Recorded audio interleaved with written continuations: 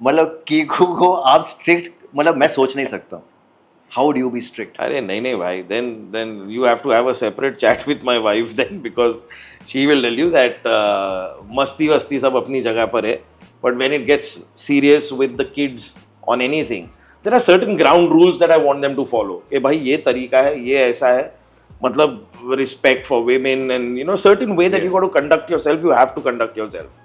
इसमें discount नहीं है.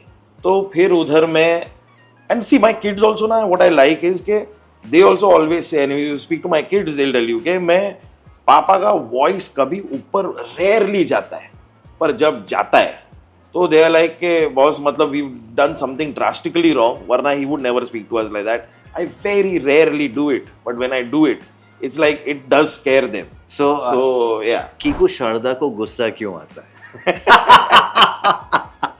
I would love to know like what like really triggers you and what tips you over with your children. My whole idea is that you enjoy your life and at the same time be focused on what you need to do. I'm also not saying that you have to get good grades or score really high or something like that. But my point being that someone is respectfully teaching you something, at least pay attention. You don't have to. Sometimes क्या होता है ना, बच्चे आजकल बहुत rebel करना ना उनको बड़ा कूल लगता है.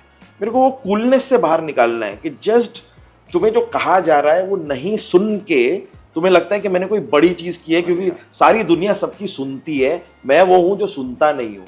ये कोई शान वाली बात नहीं है, ये कोई प्राइड वाली बात नहीं है, पर बच्चे ये करते हैं यार आजकल. They just feel happy about the fact that you told me something and I didn't do it. I think what's so cool in it.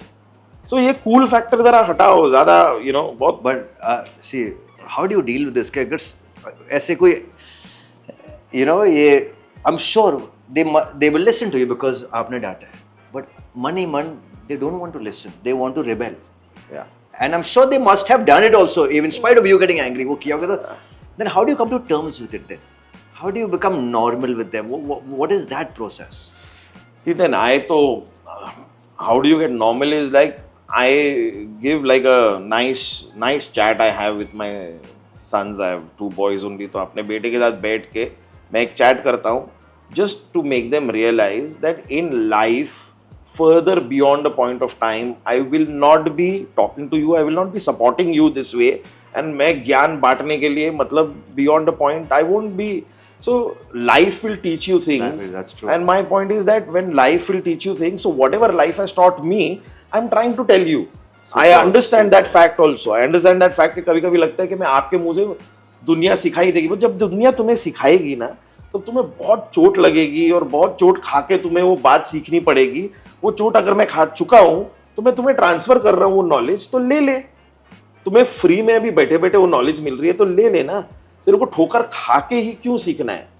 और कभी कभी कुछ होते हैं जो ठोकर खा के ही सीखते हैं, वो ऐसे नहीं सीखते. तो मेरी अपनी तरफ से ये कोशिश रहती है कि भाई I mean if I have spent so many years of my life doing something and I've understood life in a certain way, I'll share it with you.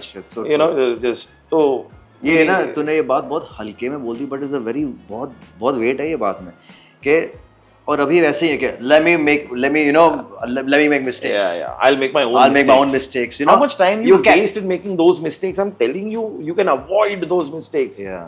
सुन ले यार. That's so true. Very true. You know, it's a very rebellious. This Gen Z and Gen Alphas is a very rebellious generation. मतलब हम तेरे बच्चे फिर भी वो generation से जो सुन लेते हैं शायद, लेकिन अभी भी वो थोड़ा वो हो गए बिकॉज नाउ द सराउंडिंग. अभी वाली मतलब my kids now also I have to be very careful the way they emotions हैं, बट इमोशंस उनके क्या कहते हैं ना, इट्स ऑन द स्लीव्स. जितने हम इमोशनल होते हैं हमारे बच्चों को लेकर, वो नहीं होते हमें लेकर. Correct. But your kids are damn cute यार. Oh man, मुझे तो डर है कि when they become 17, 18 भाई साहब मेरा क्या होगा. मैं तो वही कह रहा हूँ भाई, ये जरा एंजॉय करने वाली उम्र है, तुम अभी जितना एंजॉय कर सकते हो कर लो. एक 17-18 के बाद तो उनकी एक लाइफ शुरू हो जाती है, बस वो अलग इश्यूज हैं. लेकिन फिर वो उनका जीवन, उनके दोस्त, उनका ये उनका वो, तो या but this is the age to spend time. So true man. This is